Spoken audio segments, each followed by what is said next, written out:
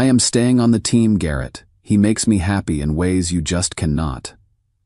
My fiancée told me after months of lying about her captain, so I met his wife for coffee. We compared timelines. And that's when both of us finally saw the truth. Throw away because people know my main. M35. Been with my fiancée Brooke, F32, for 5 years. Got engaged 8 months ago. This is eating me alive, and I need perspective. Background. Brooke joined a co-ed softball league in March. I was pumped. She'd been talking about wanting more social activities and staying active. I think this could be really good for me, she said. I miss having teammates and competing. The team practices twice a week, games on weekends. Pretty serious league, lots of couples and families involved. About 6 weeks ago, I started noticing changes. Brooke was always on her phone, very protective of it. Started going to extra practices and team bonding events I wasn't invited to. When I'd ask about games or how practice went, she'd give super vague answers or change the subject. How was practice tonight? I'd ask. Fine. Just the usual drills, she'd say, then immediately start talking about something else. 2 weeks ago, her phone was charging in the kitchen and kept buzzing. The preview showed texts from Jackson R., her team captain. Things like, can't stop thinking about last night, and, when can we talk privately again? I confronted her immediately. Brooke, what the hell is this? I showed her the phone. She broke down crying, admitted to an emotional affair that had been going on for about 6 weeks. I'm so confused right now, she sobbed. He makes me feel special and appreciated in ways that, I don't know. I just feel different around him. Different how? What are you talking about? Like I matter. Like what I say is important. You've been so busy with work lately, and he listens to me. She swore it never got physical, just texting and talking after practices. Here's where it gets complicated. The team captain is married. His wife Zara apparently has no idea. Brooke begged me not to say anything. Please, Garrett, I'll quit the team right now. I choose you. I want to work this out, she pleaded. I've been trying to forgive her. We started couples counseling. She seemed genuinely remorseful. But something felt off. Last week I found out she never actually quit the team. She's been going to practices and games this whole time, just not telling me. When I confronted her, she got defensive. The coach begged me to stay because they needed players. I can handle being around him professionally. Don't you trust me? Trust you? You literally lied to me about quitting. I didn't lie. The team needs me. I can't let everyone down. Yesterday I saw her car at the sports complex when she was supposed to be at her sister's house. I waited in the parking lot and watched her and the captain walk out together, talking intensely. They stood by her car for maybe 10 minutes before he kissed her forehead, and she got in and left. I'm devastated. But here's my dilemma. I keep thinking about his wife Zara. I've met her a couple times at team events. She seems really nice, always talks about how proud she is of Jackson for bringing people together through softball.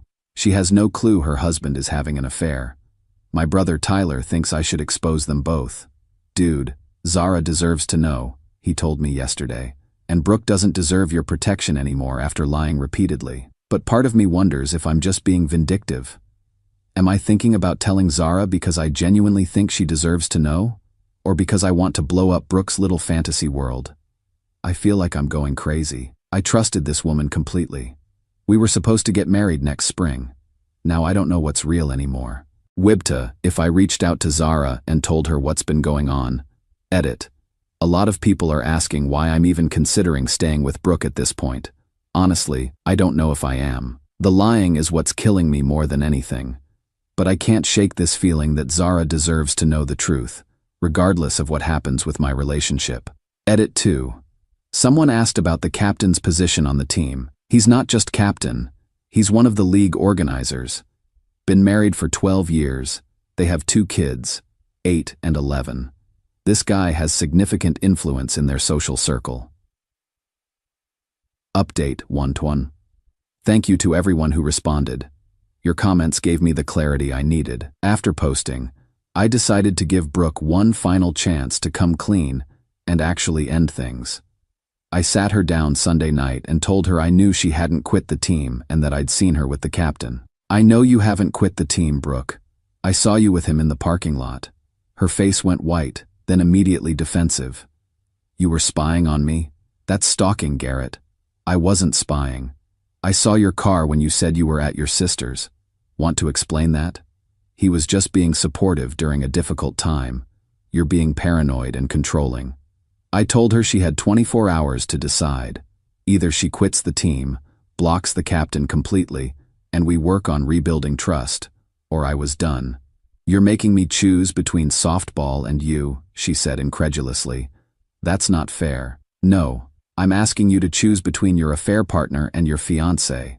Big difference. It's not an affair. We're just friends now. You have to trust me to handle this maturely. Yesterday she texted me her decision. I'm staying on the team. Softball is the only thing that makes me happy anymore. If you really loved me, you'd understand that I need this outlet. Asking me to avoid him is unrealistic since he's the captain. The kicker? She followed up with, if you try to force me to choose, I'm afraid I might hurt myself. The team is all I have for my mental health right now. Basically threatened self-harm to manipulate me into backing down. I called Tyler immediately. Dude, she just threatened to hurt herself if I make her quit softball. That's emotional manipulation, man. Classic guilt trip. Don't fall for it. I packed my stuff and left, staying at Tyler's place while I figure out next steps.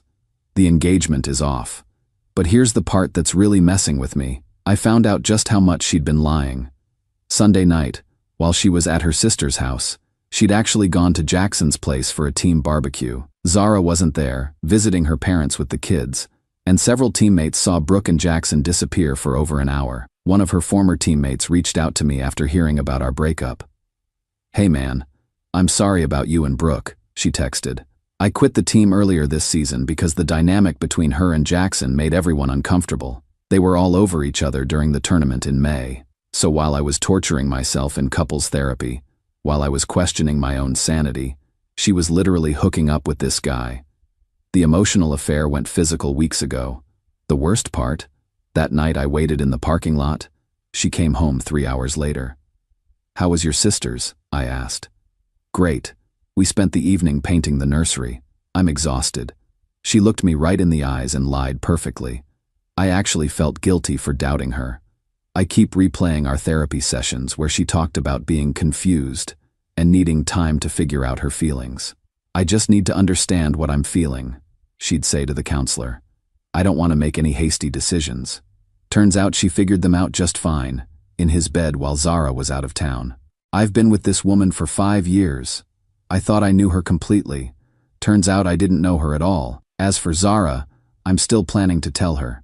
Not out of revenge anymore, but because she deserves to know what kind of man she's married to. Tyler helped me find her Facebook and get her contact info. I'm going to reach out this week. Brooke can have her softball team and her married boyfriend. I'm done protecting people who wouldn't do the same for me. Edit. To those asking about the self-harm threat, I took it seriously and contacted her sister, who went to check on her. Her sister called me back laughing. She's at softball practice right now. She pulls this manipulation crap whenever someone sets boundaries with her. Edit 2. Someone asked about the timeline. Best I can piece together. Emotional affair started in early April. Physical started sometime in late April, and early May. So about 2 months of physical affair while I was trying to work things out with her. Update 2.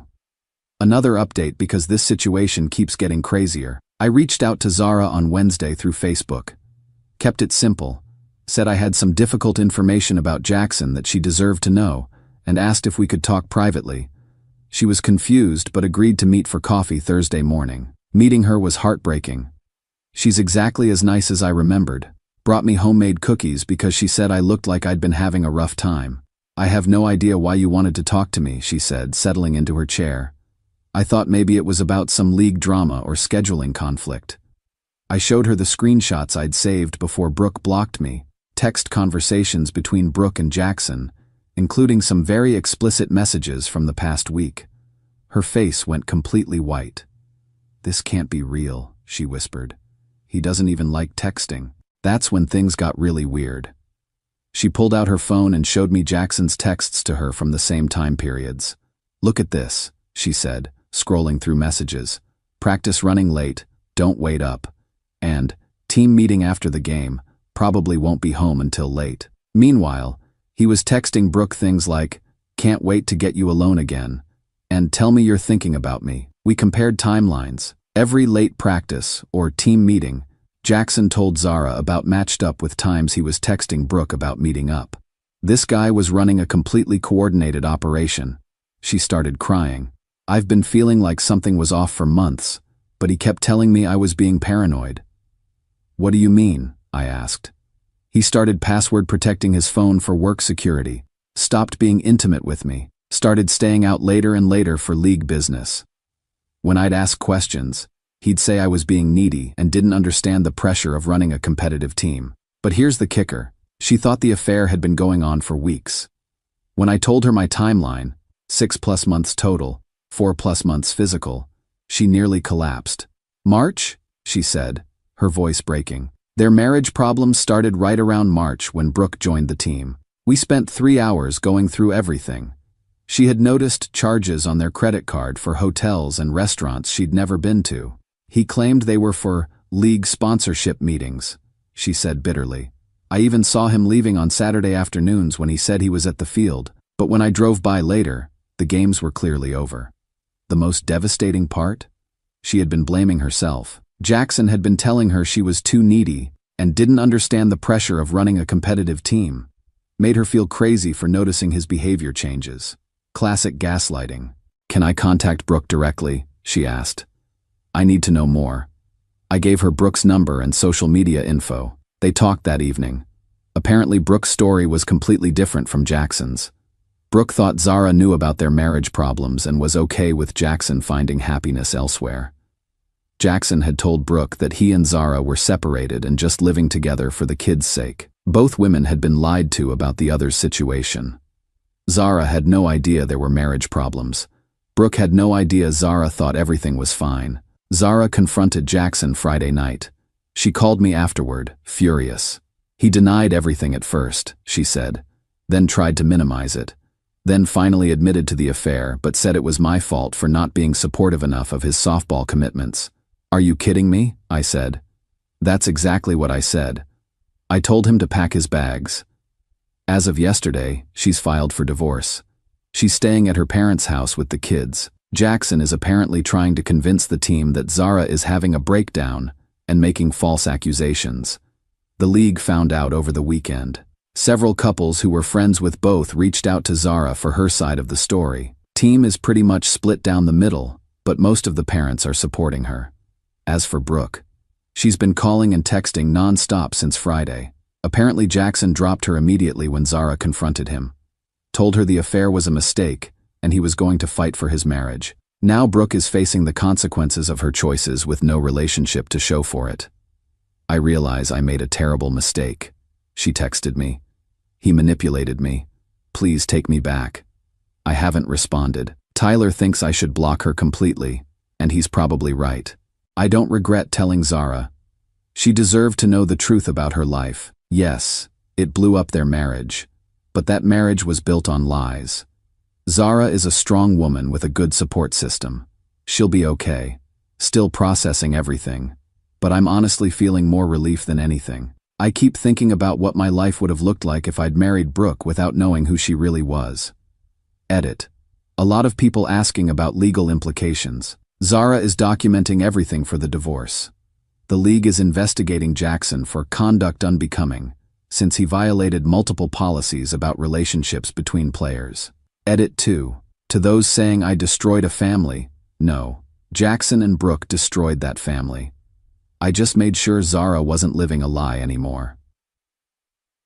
Final update. Posting this final update because people keep asking for closure, and because I want to share something important I learned. It's been 3 weeks since I told Zara about the affair. Here's what's happened. The softball league held a disciplinary hearing for Jackson. Multiple team members came forward with stories about inappropriate behavior and conflicts of interest. He's been banned from leadership positions and removed as team captain. The team voted to remove him entirely for next season. Zara's divorce is moving forward. She found an amazing attorney who's helping her document Jackson's financial deception. Turns out those league meeting expenses included several weekend trips with Brooke. She's getting primary custody of the kids and a fair settlement. Jackson has been trying to rehabilitate his reputation by claiming he was going through a midlife crisis and that Brooke pursued him aggressively. Nobody's buying it. His own teammates are disgusted that he abused his position to have an affair. As for Brooke, she's been struggling. Lost most of her friend group when the story came out.